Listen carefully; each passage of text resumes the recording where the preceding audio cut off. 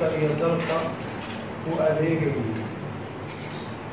kan kale muddadaas 5 sano iyo 7 bilood waxaan ku noolaa dhulka meel ka mid ah Boqol meeshaasna waa lagu weeraray taasoo la rabay in lagu dilo ilaahayna waa iga badbaadiyey waana iska difaacay. kan kale waxaan u mahadcelinayaa dowladda Soomaaliyeed iyo saaxiibadeeda caalamka kaalinta ay ku lahaayeen in heerkan soo